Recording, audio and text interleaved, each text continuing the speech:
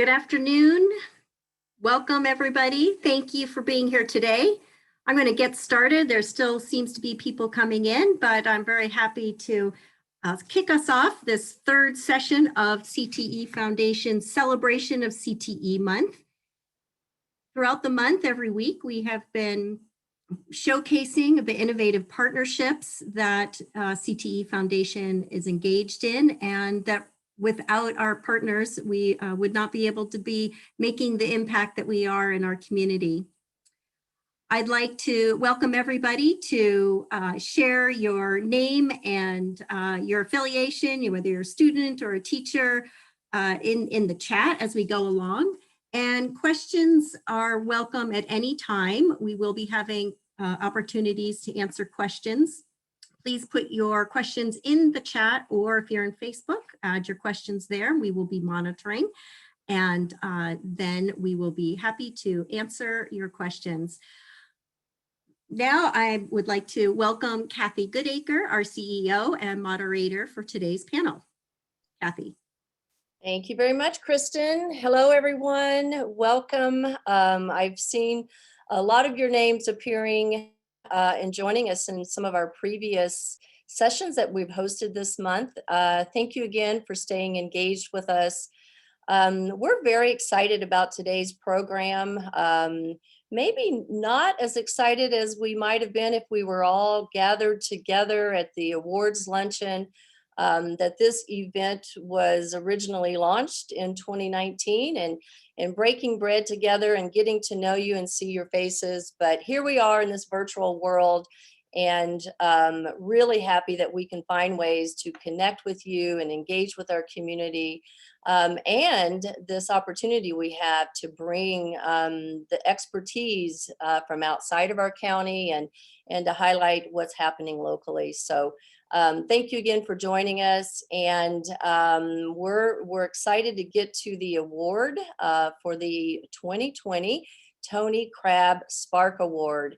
And this recipient was notified about this award last year, and due to the COVID situation, we decided to postpone the recognition for Cole Smith, who we will be presenting this award to in a little bit.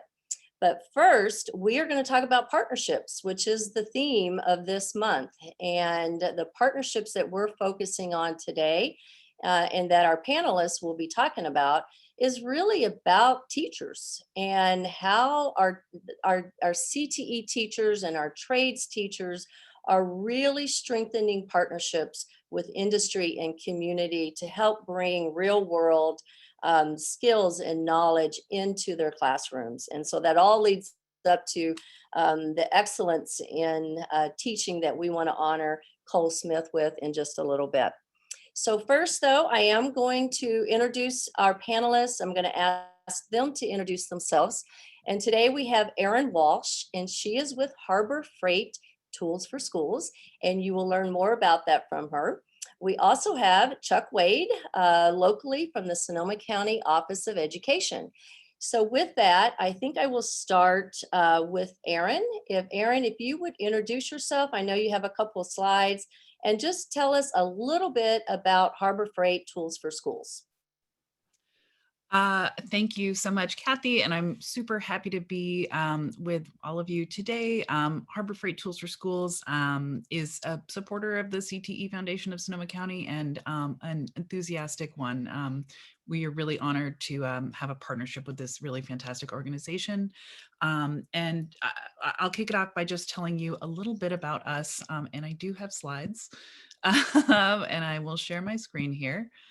My name is Erin Walsh, as we mentioned before, and I'm with Harbor Freight Tools for Schools. We are a program of the Smith Foundation, which is the family foundation of Eric Smith, who's the founder and CEO of Harbor Freight Tools, the national retailer. We are really, our focus is supporting and enhancing excellence in skilled trades education in high schools across the country. We believe strongly in the dignity and the creativity of people who work with their hands, and we want to see more of that happen in our high schools. Our mission is to advance skilled trades education in high schools across the country, and we do that by shining a light on excellent trades programs where we find them. Just go forward in the slide here. All right, so as I mentioned, we work to shine a light on excellence in trades education across high schools in America, and we also do this because we want to stimulate greater understanding and support for skilled trades education across a lot of different sectors, in government, in philanthropy, in the hearts and minds of people across the country. We do this because we know that skilled trades education leads to higher rates of graduation, incredible job opportunities, and helps to provide a workforce that our country really desperately needs. Whenever I talk about what we do, I always like to start with how we define the skilled trades, because I know that that's kind of a term of art, and people seem to have a lot of different ideas about what it means.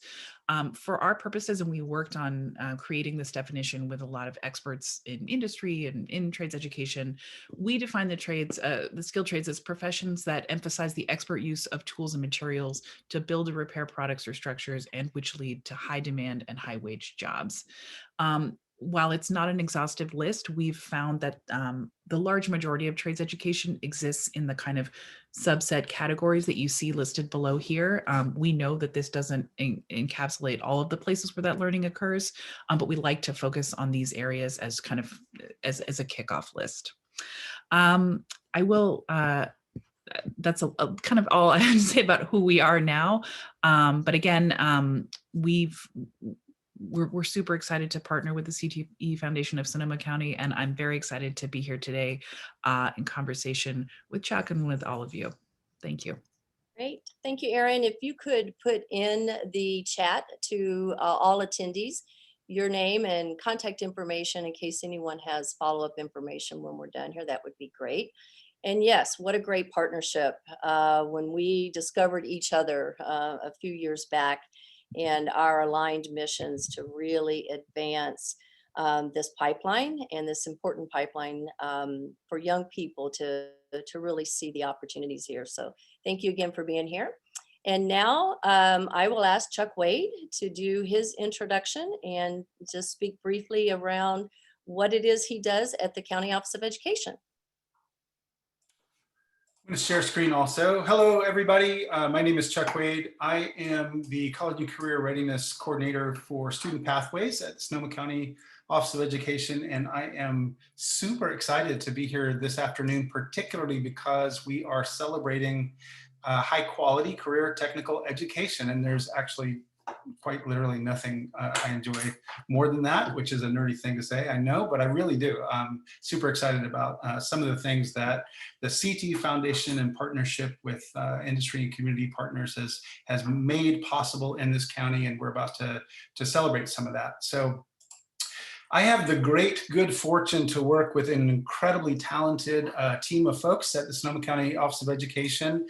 Here's a subset of them. If you have not had the chance to meet Jessica and Christy and Chris and Nicole, I hope that's in your future. They're an amazingly talented team that provides support to local school districts and sites around preparing their students and our young people here in Sonoma County to be college and career ready.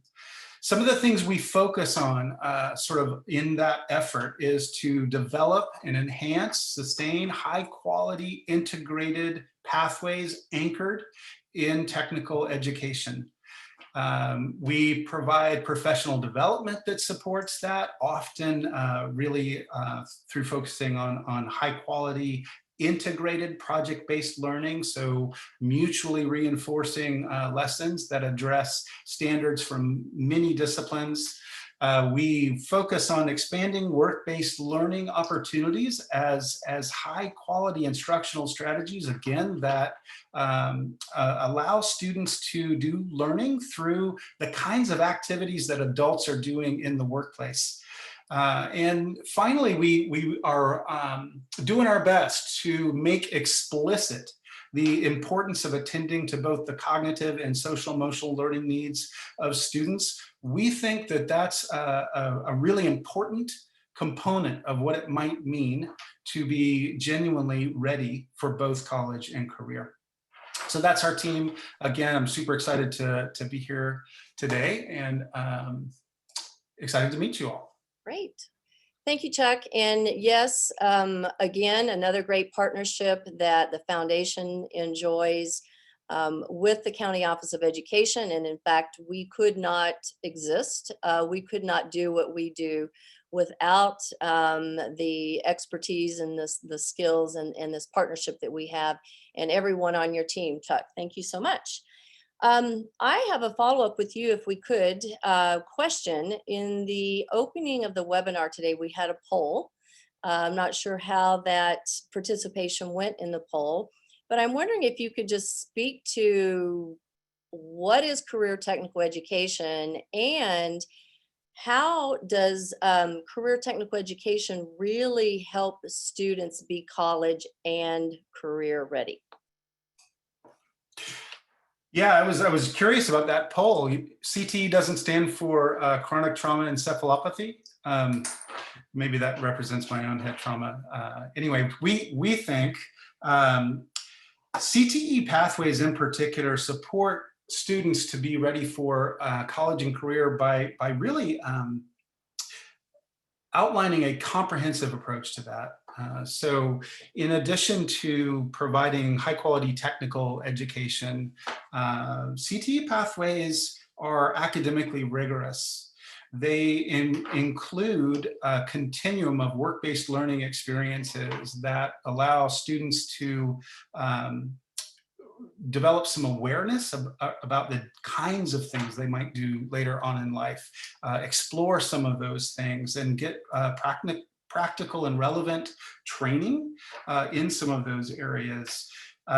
There are built-in wraparound supports for students and families, so that not only do young people get a chance to build some muscle around the kinds of attributes and skills and knowledge that they're going to need to be successful later on, but also they and their families get some pointers about how to get to those places, what the steps are that are required to get to the next step. So a comprehensive approach in CTE includes all of those pieces. And we think that's really the best way to look at it, is to think about not really just individual courses, but a pathway and a set of steps that build some agency for students to achieve, the best possible outcomes for them in life. And that's what we think CTE and CTE Pathways can do to genuinely prepare students for college and career. Great. So I think based on what you just discussed, if we were looking at the answer to that survey at the beginning, it would be all of the above. So I don't know if we can share that in the chat with all the participants, so folks can see what that poll was about, and the different descriptors that we would say CTE is and provides for students. Erin, if we could go to you, I would love for you to share with us why Harbor Freight Tools for Schools has really focused on needing to advance education and training in the skilled trades that you described above. And what your research, I know that recently you've conducted some nationwide research. We know there are sometimes stigmatisms or misperceptions about students who are on these pathways. And you made some interesting discoveries, I know, through the research around their perceptions of these careers and trades. So if you could share that with us, that would be great. Absolutely. Just to answer the first part of your question, why do we focus on the skilled trades? This whole enterprise really comes from the interest and concern of Eric Schmidt, who's our founder. Eric was a guy who didn't have a great experience in high school until he ended up in a shop class his senior year with a teacher that saw that he was talented in a way that kind of the rest of his classes weren't recognizing, and who was able to really engage him in that class and, you know, build his confidence, make him feel like, oh, there was something out there that he was really, you know, incredible at. And it was the thing that lit the spark for him that began his entire career, and that led to, you know, Harbor Freight Tools, which is now, you know, a huge company.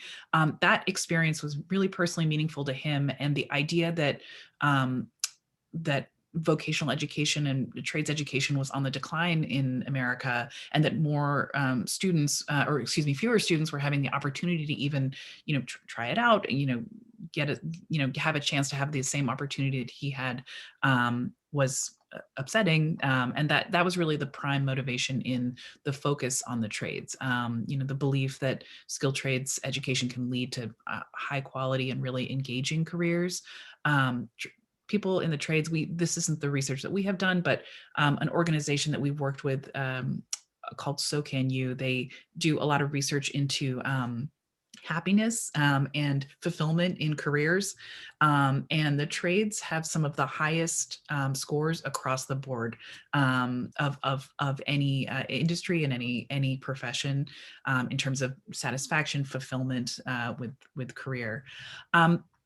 To answer your question about the issue of stigma, we did conduct research fairly recently, landscape research into kind of what was happening in high schools across America in terms of skilled trades education, and also opinion research into how generally people felt about trades education in high school and kind of high school education in general. There were many, many findings of that research, and I know that's not really what we're here to talk about. And I can get a little bit more into the landscape kind of overall view later, if that's something we have time to discuss. But one highlight from that research came, as you say, around the issue of stigma. In the landscape research, it was pretty much universally acknowledged and relayed to the researchers that from educators and trades professionals working in skilled trades education, that stigma was probably the number one issue, the biggest stumbling block to the expansion of trades education, and the adequate funding of it and enrollment. However, when we did the opinion research, and asked parents and students and voters directly how they felt about trades education, what their interest was in it, how they felt about their own child, you know, taking trades classes, things like that. That stigma didn't really manifest, certainly not at the level that it was reported to us by trades professional or trades teachers. So for us, that was not just sort of a research conundrum, but also I think it really asks the question of how does something that is a kind of pure expression of interest from the part of a student or a parent, you know, that feels relatively positive, how is it that by the time it makes its way to the kind of lived experience of people who are you know, in classrooms, administrators, you know, bringing that education to students, what happens along the way to change that feeling so much so that it goes from being a positive thing to a negative thing? I will tell you that we don't have the answer to that question yet, but it's something that we've been talking about with folks a lot, because we think it's meaningful, and it's something that we absolutely want to address. I mean, we know for sure that it means that trades teachers don't feel particularly valued and respected, which has informed a lot of the work that we do. But it also tells us that there's a lot of opportunity for us to rectify that, because the basic outlook on trades education in high schools is a really positive one from the place, from the perspective of both parents and students, and from voters too. That's excellent news. And I know we were here at the foundation very excited to see that research and that study, because like you, we've heard the same, and that not only do parents believe that it's a good education and a good training and good for other kids, but also for their own. So that's really good news. Thank you for sharing that. You talked about Eric Schmidt's experience, and what had an influence or an impact on him was a CTE teacher, a shop teacher, right? And today we're here to celebrate someone who really exemplifies all that we would consider excellence. I love that at Harbor Freight you're talking about excellence in skilled trades, and then Chuck, you also mentioned high quality CTE pathways, right? So we're not just talking shop class or just a career technical education or trades training, but we're talking excellence and high quality. Chuck, I'm wondering if you could speak to high quality CTE pathway, and then kind of let that transition into the importance or value that a CTE teacher in a high quality pathway contributes. Yeah, I want to start by sort of picking up on some of the points that Erin made. I think, it's a little bit of a misconception, I think, that CTE pathways and courses they turn out to be more effective at placing students both in post-secondary training and education opportunities, including college and career. So in terms of success in preparation for college and career, it turns out the California Department of Education has some data around that shows that students who are concentrators, means they've at least had a couple courses in the same industry sector, are more likely to matriculate to a post-secondary institution and are more likely to be well employed 8 years outside of high school than their counterparts who didn't participate in the CTE pathway. So there's data around that, and I think it's important for folks to know that stigma isn't true, right? There's legitimately evidence. Part of the reason for that, Kathy, I think, is around engagement. So we know that students who are engaged in school are more likely to go to school, complete school, and stay out of trouble and do well. And CTE classes and CTE pathways provide opportunities for student engagement for a couple of reasons. One is students can sort of see themselves in what they're learning, and they understand why they're learning what they're learning. Done right, career technical education leaves no mystery about why we're learning this. So students have an opportunity to see directly how adults apply the kinds of knowledge or the skills or the personal attributes that are being developed through their coursework. And I think that's super important. Not only because we want, obviously, I think in education we have an obligation to provide engaging learning experiences for students, but because there's a direct correlation between engagement and life outcomes for young people. Education, it turns out, is one of those social determinants of health. And so students who are engaged in school turn out to have lower incidence of diseases across the board, longer life expectancy, higher quality of life, higher income, things like that. So it matters. It's super important, and that's one of the things that we think high quality career technical education can do. Not only providing specific skills and training in industry areas, and not only providing transferable skills that can apply to careers later on, but in really developing some capacity from young people to go where they need to go next. So that's what it's about. Yeah, appreciate that. We are ready to honor and recognize our recipient today of the 2020 Tony Crabb Spark Award. And Chuck, I'm going to ask you to do a really quick, because you have history and experience working with Cole Smith. And I'd like for you to just say a couple words about why you believe he is receiving this award, and his excellence, and how he delivers high quality CTE, and directly we'll then go to a video about that.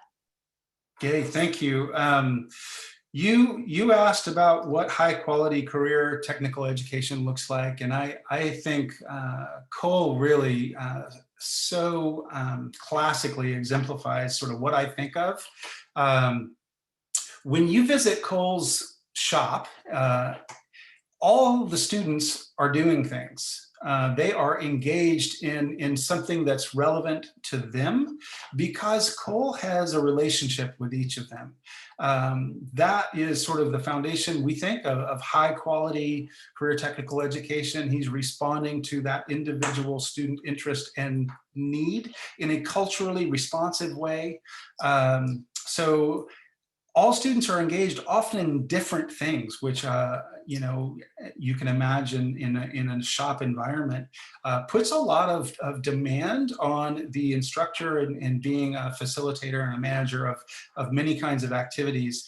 In addition to that, Cole has really taken an entrepreneurial approach to the curriculum there. So he has employed great community and industry partnerships, not only in providing materials for students to work with, but also legitimate, authentic challenges. So students are solving real problems and creating real things that folks in the community use. They're doing client work, so they're not only learning technical skills, they're learning to work with people, and those are the kinds of things that I think are super important. The last thing I'll say that I see in Cole's shop that is so impressive to me is that students are designing as well as building. So they're involved in the theory, but also the application. So they're not just churning out product.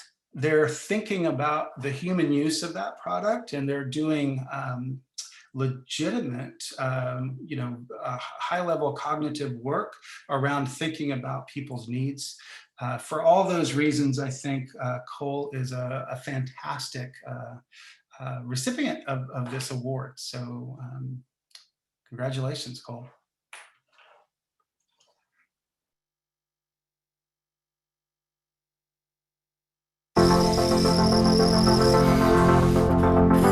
Hi, my name's Allison Wild.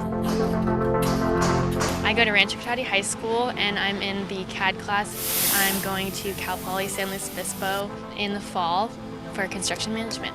So my sophomore year I took CAD, and then this year I took the advanced CAD class. I've worked with metal, I've worked with wood, I've worked with plastics, I work with lots of different things to just work with my hands and build things every day.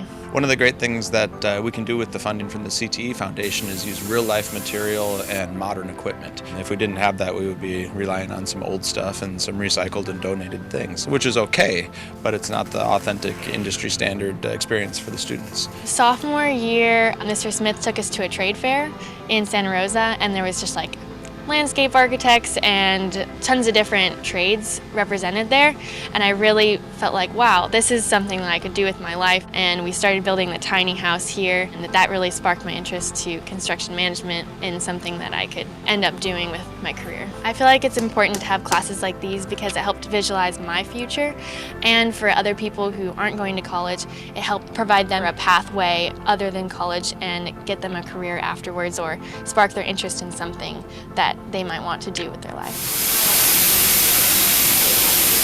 Well, I'm Joey. Been here at Rancho Cotati all 4 years, been in the shop class all 4 years. It's my favorite class on campus, favorite teacher on campus. I learned the most in this class out of every class I've been in here. Not just about shop things either, about politics, things in the news, different things about life that you need to know going into the world, prepare us, get us ready. I always have these core kids that spend all 4 years in the shop, and it's one of the most rewarding parts about teaching is watching their growth. I've seen students go from hardly being able to have a conversation with adult as a freshman to being confident tradespeople their senior year. It's really nice to see their growth and confidence that comes from working with the big equipment that they need to focus on. Well, my first 2 years here, my grades weren't so great. I wasn't a Star-Spangled student or anything. Since then, I've definitely improved.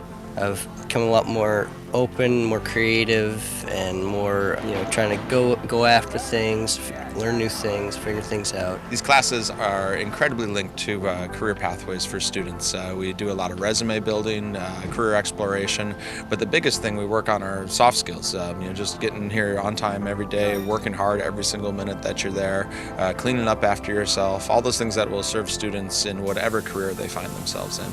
But more specifically, we prepare them for these technical fields in construction and manufacturing. Just in the last couple of weeks, I've placed a couple students in manufacturing jobs. As they graduate, they're going to head right into the work world. I now work at a pretty high-end cabinet shop. I do all sorts of stuff there, learning a lot there too. We really can't do this without the CTE Foundation. Just the way that public schools are funded now, most shop programs are scraping by. We need to have funds coming in so that we can get real material in kids' hands and real tools and the stuff that they'll be seeing when they go out into industry.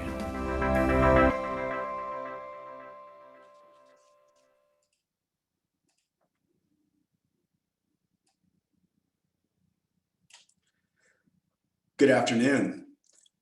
Today we are recognizing this dynamic teacher with the Tony Crabb Spark Award. I'm Jeremy Olson. I'm chair of the CTE Foundation Board of Directors.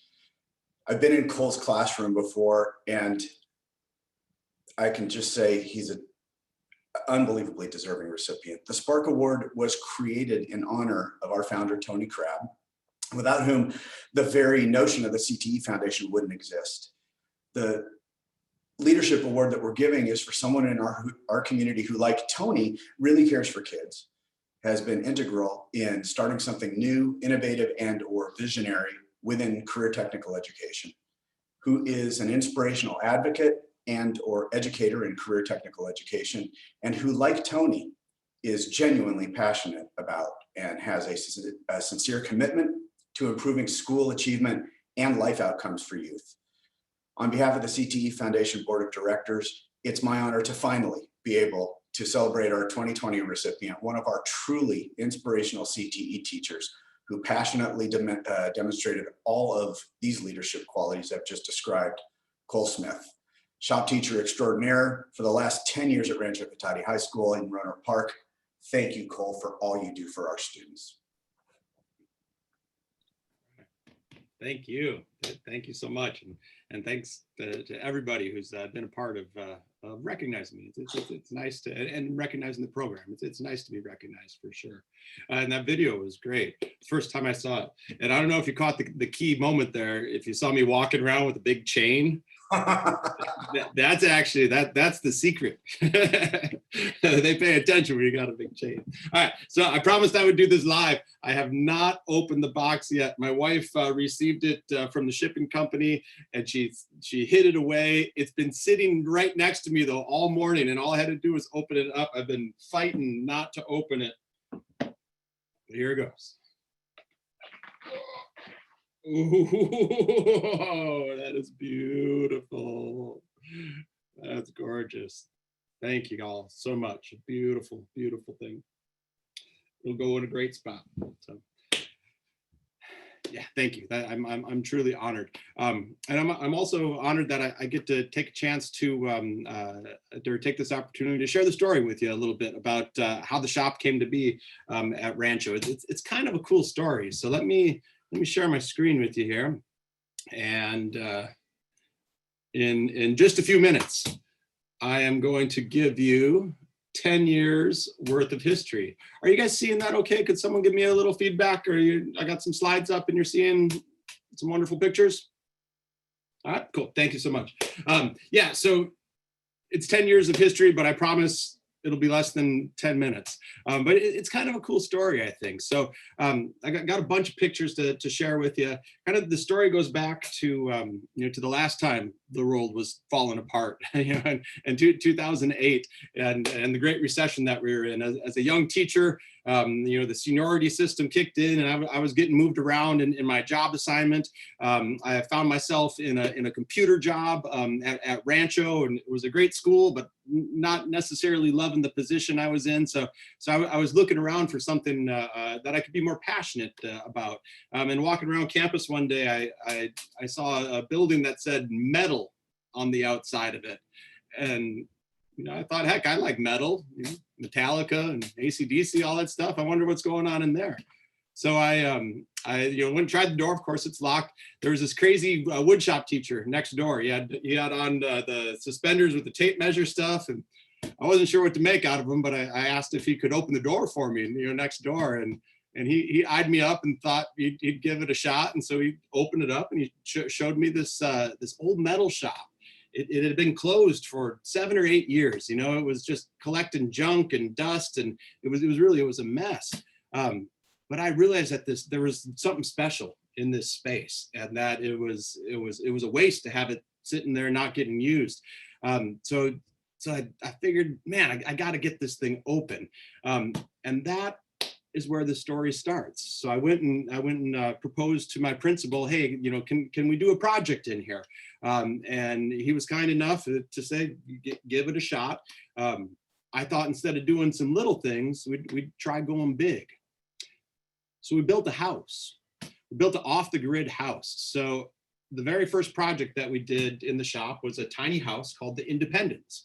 It completely off the grid. So solar power, water filtration system. It was designed to be put out in the field somewhere and have somebody live off of it. And that's exactly what happened. So you can see in these pictures here in the lower left, that is the Independence in its final spot out in Occidental, beautiful property. There was a little spring on the property. The gentleman who bought the house built a little spring box and fed the water down to the house, and living completely off the grid.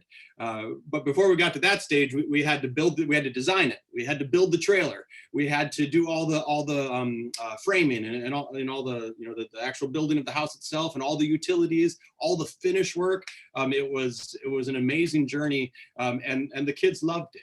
Yeah, speaking of kids loved it, these two got married. The two on the right hand side. So this was 8-9 years ago, 10 years ago, I guess, when they first met. They met in shop class. So they learned how to use a table saw and they fell in love. Now they're married, they got a kid.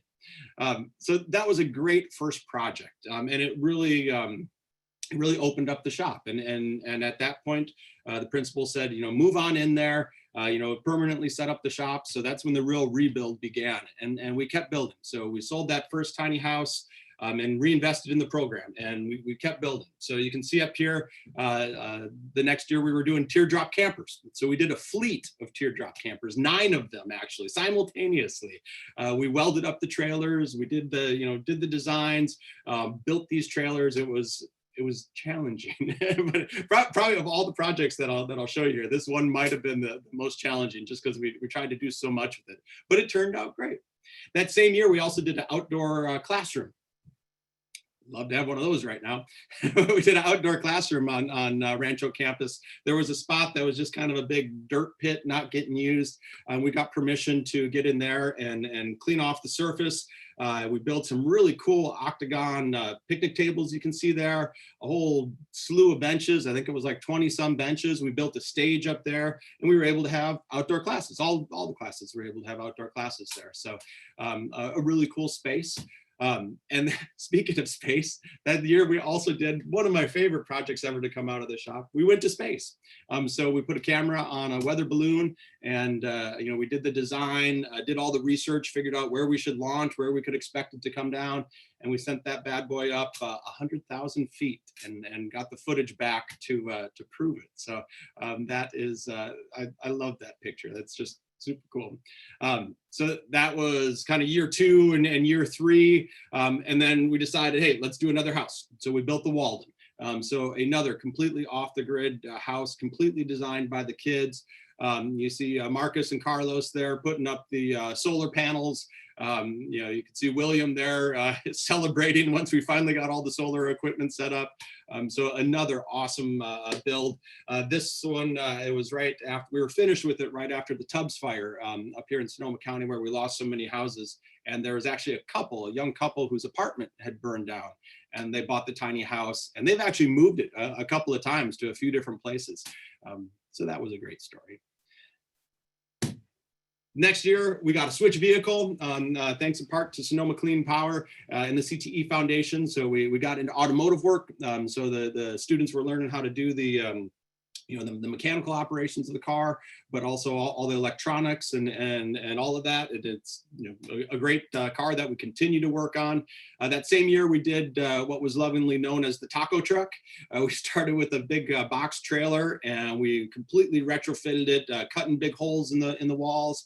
So we had these flip up windows, did all the electrical, decked it out with solar power, and we weren't actually making tacos out of it. It was the mobile learning lab for the Sonoma County Office of Education, kind of a shop class on wheels that they can take around to whatever school they want to take a little shop class to. So another great fun project. And at that point, we decided we needed to do something different. I don't know if you noticed the pictures were mainly guys in there, as is kind of typical in a shop class. So I forget which year we were here, year 6 or so of the rebirth of the shop. We decided, hey, we need to do something to address this gender inequality in the shop. Let's create a class that's tailored just to young women. So we called it Women in Engineering. And certainly, young men can join the class too. There's always a couple that find their way in there, but it is mainly a shop class full of young women. And as a father of 3 sons myself, and a teacher who spent most of his career teaching boys, this has been a learning experience for me. But year 4 of it now, I'm getting good at it. I can speak to these young women in the same way that I speak with the young men. And it took me a while to learn some of those ins and outs and the tricks of it. But here you see a smattering of pictures of all these kick-ass women doing some amazing stuff. Whether it's building houses or doing metal work, or some high-end CNC stuff. It has truly turned into one of my favorite classes. And they always do the best work too. Their attention to detail is so much different from them crazy teenage boys that are just whacking away at stuff. So it's fun to see those differences. And then getting us more up into the modern age here, we built our 3rd tiny house, another completely off the grid tiny house. You can see a lot more of the ladies in these pictures here. We actually started with an old office trailer, like you'd see on a job site. It was donated to us, but the office part was terrible. So we just ripped the entire top off of it, got it down to just the trailer, put in new axles, did a bunch of reinforcing of the metal work to get it nice and strong. And then again, designed and built this house from the ground up. And here you can see it in its final place in Sebastopol. So, and again, off the grid house, really cool design. And then there's one more big project I'll share with you here. And this one, I apologize, I don't have the best pictures for it because it's not done. COVID hit and it killed our project right when it was starting to look really cool. We call this the farm box. So this is a shipping container hydroponic farm. So you can see we got this big 40-foot shipping container dropped. And then last year we were going through, painting it, making it look pretty, but then also doing all the electrical work, all the plumbing, all the research that goes into figuring out how to grow some plants in a box. You can see our little test tower here. We were all set up to have a bunch of leafy greens going. So they grow in vertical towers. We're gonna have 75 towers going when this thing is all up and running. The water comes in from the top, drips down from the top, drips through the tower, hits a little gutter that returns the water to a reservoir, and then it circles back through in a hydroponic system. We had the seeds were all sprouting over spring break. And when we came back from spring break last year, the plan was to get all the towers all planted.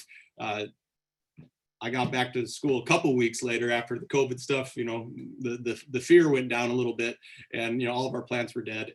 And so that is the first thing we're gonna do when we get back is get the farm box up and running. But I just wanted to share with you some of these big, huge projects because I find the big projects are the things that really get the students excited.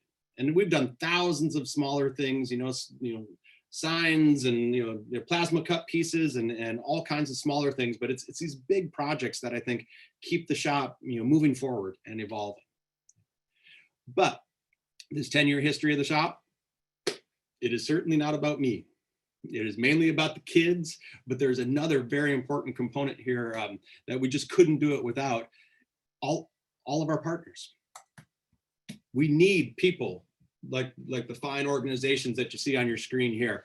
The CTE Foundation has been amazing. One of the, I think it was year 2 of the shop rebuild, they gave us a nice grant just to get a bunch of new equipment in there, just to bring in some new saws, bring in some new tools.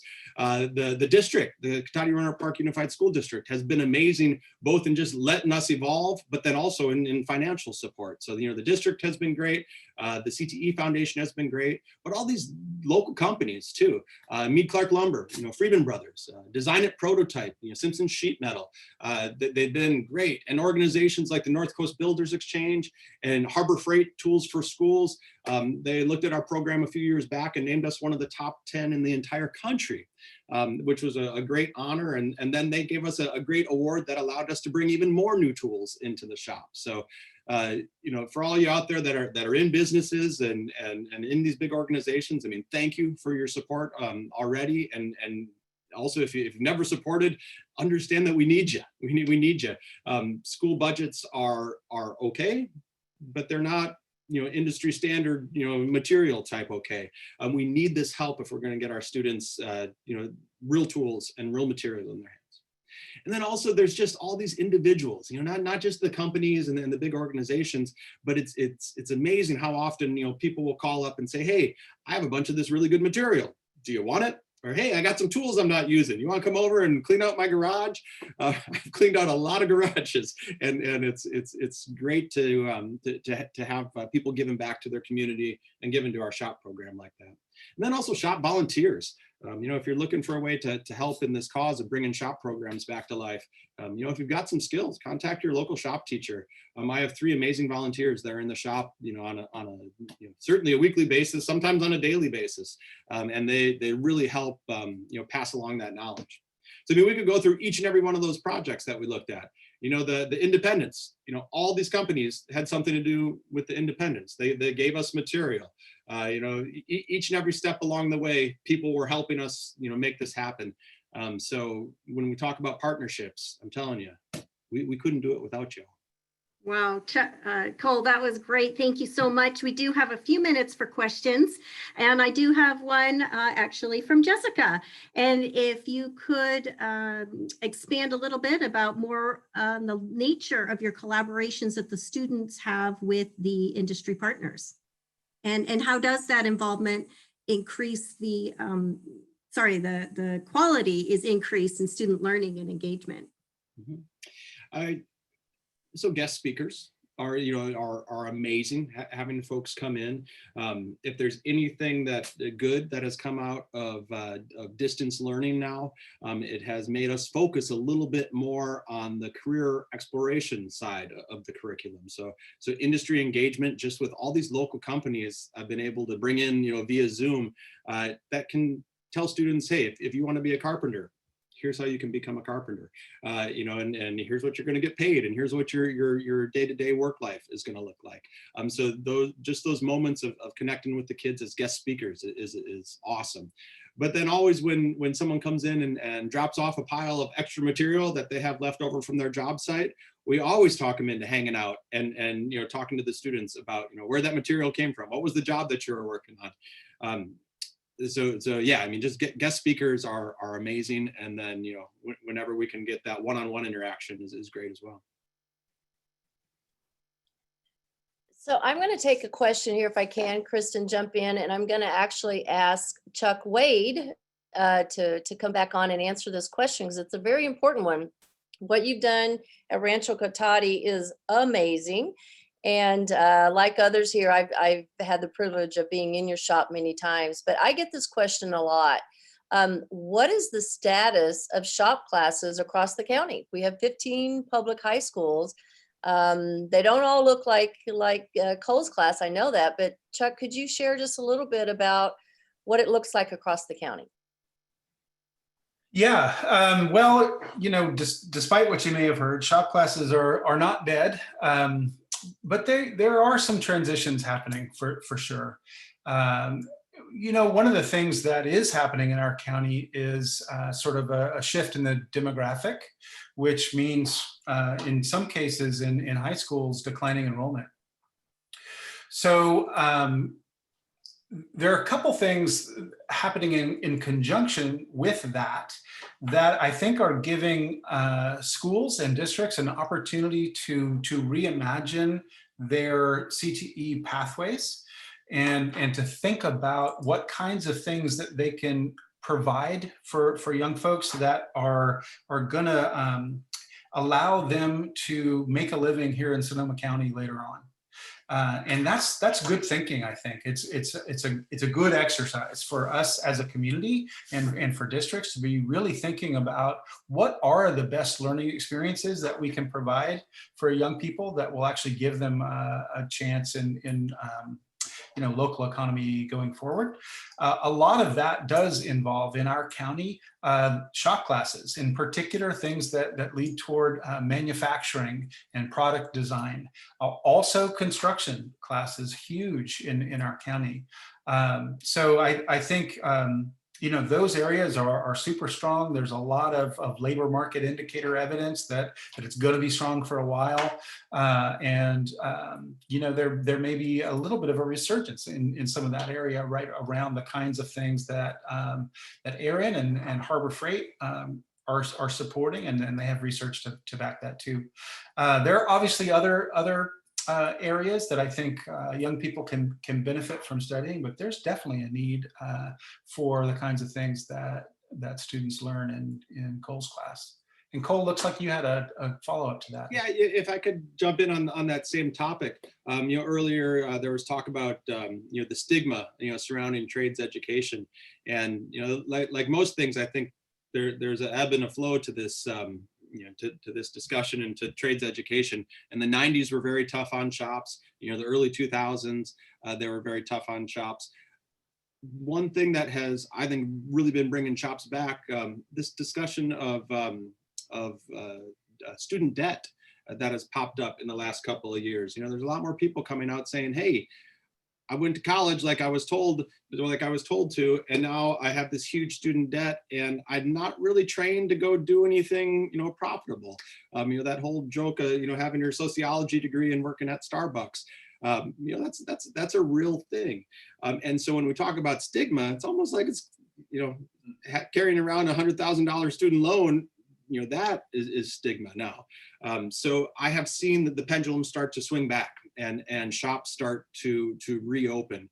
The maker movement, I think, is a good example of that, where people just realized, oh my gosh, we've kind of raised a generation or two that when the check engine light comes on in their car, they panic and have no idea what to do.